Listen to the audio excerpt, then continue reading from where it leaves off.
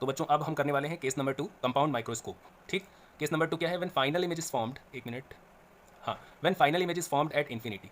ठीक, तो अगर फाइनल इमेज कहाँ बने? इन्फिनिटी पर बने, उसके लिए मैग्नीफिकेशन पावर का फॉर्मूला क्या आएगा वो हम देखते हैं। तो देखिए फाइनल इमेज को इन्फिनिटी पर बनाने के लिए पहले देखिए जब फाइनल इमेज डी पर बन रही थी तो उसका फिगर कैसा था? देखिए ये था। देखिए इस ऑब्जेक्टिव लेंस ने इस ऑब्जेक्ट की इमेज को यहाँ बनाया था ए डैश बी डैश, जो कि इसके फोकस के अंदर है। ठीक, और फिर हमने इसको एडजस्ट किया था और इसकी बड़ी इमेज यहाँ पर बनाई थी। कहाँ पर? डी पर बनाई थी। अब हम ये चाहते हैं कि भाई ये जो फाइनल इमेज है ये कहाँ बने? इन्फिनिटी पर बने।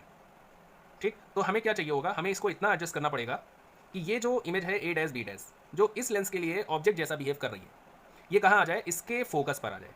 किसके फोकस पर आ जाए? इस आई पीस के फोकस पर आ जाए। क्या आ जाए? ए डैश बी डैश आ जाए। इतना हम इसको आगे पीछे ऐसा एडजस्ट करेंगे।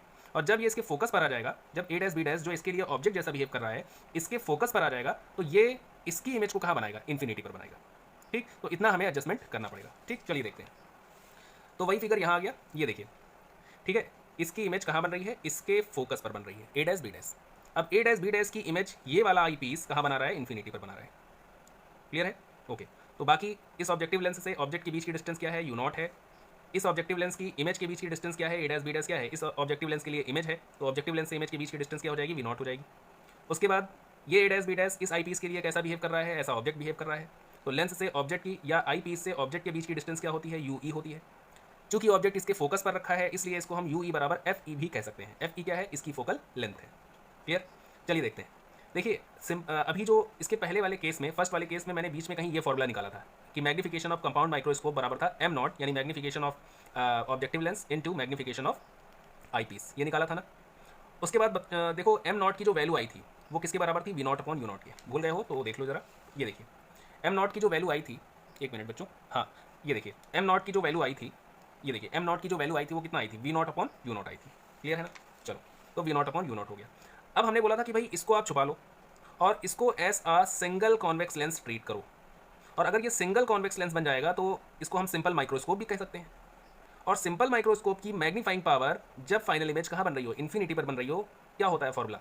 तो आंसर है डी अपॉन एफ ई होता है। क्या होता है? डी अपॉन एफ ई होता है। तो सिंपल माइक्रोस्कोप यहाँ कौन बिहेव कर रहा है? आई पीस बिहेव कर रहा है ना, ये लेंस, इसी को तो आई पीस कहते हैं। तो इसकी मैग्नीफिकेशन जो होगी उसको हम क्या लिखेंगे? M E. एम ई का मतलब क्या होता है? Magnification of eyepiece. ठीक, और इसकी फाइनल इमेज कहाँ बन रही है? इन्फिनिटी पर, और यही सिंपल माइक्रोस्कोप जैसा बिहेव कर रहा है। तो सिंपल माइक्रोस्कोप की मैग्नीफिकेशन पावर जब फाइनल इमेज कहाँ बन रही हो? इन्फिनिटी पर बन रही हो, उसका फॉर्मूला बताइए क्या होता है? तो आंसर है डी अपॉन एफ होता है। ठीक, तो यहाँ पर क्या हो जाएगा? डी अपॉन एफ ई हो जाएगा। ठीक, तो ये जो फॉर्मूला है ये इन्फिनिटी के लिए है, किसका? कंपाउंड माइक्रोस्कोप का। अब ये कहाँ से आया वो मैं बताऊंगा अभी। क्लियर? अब देखिए कुछ अदर अजम्पशंस हमें लेने पड़ते हैं जिससे कि ये फॉर्मूला और मॉडिफाई हो जाता है। देखिए पहले केस 1 की बात करते हैं। अगर फाइनल इमेज कहाँ बन रही है? डी पर बन रही है, तो ये वाला जो फॉर्मूला अभी मैंने बताया था कौन सा? ये वाला है ना, डी वाला, डी केस के लिए, तो ये थोड़ा सा मॉडिफाई हो जाएगा। ठीक, कैसे मॉडिफाई हो जाएगा? अजम्पशन लेना पड़ेगा इसमें। देखो मान लो ये जो ऑब्जेक्ट है ए बी, ये इसके फोकस के काफ़ी नज़दीक है। किसके? ऑब्जेक्टिव लेंस के फोकस के काफ़ी नज़दीक है।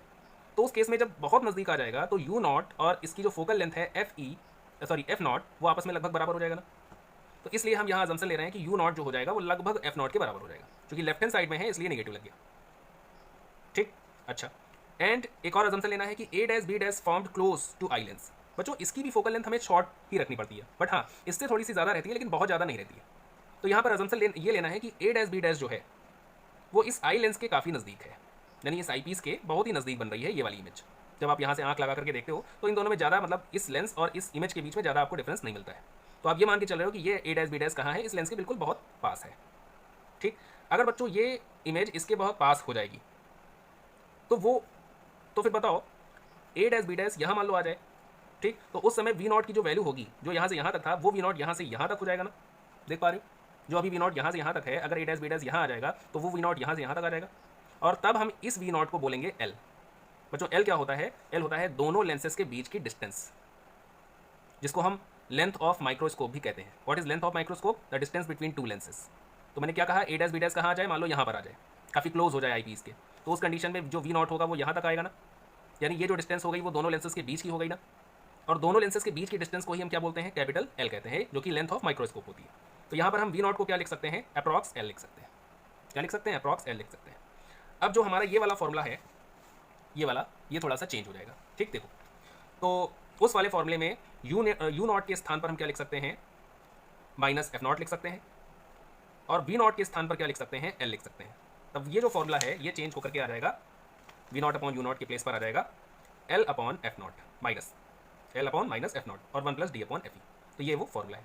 बिल्कुल यही अजम्पशन आपको इस केस में भी लगाना है। कौन से केस में, सेकंड केस में, जब फाइनल इमेज कहाँ बन रही हो, इन्फिनिटी पर। तो बच्चों V not upon U naught को मैंने क्या लिखा है बताओ, V not upon U naught को क्या लिखा है, minus L upon F naught लिखा है। तो इसके प्लेस पर क्या हो गया, minus L upon F naught हो गया, बाकी डी अपॉन एफ ई रहा। ठीक है, तो ये अजम्पशन आपको लेने हैं, ये नए फॉर्मूले थोड़ा सा मॉडिफाई फॉर्मूले बन जाते हैं।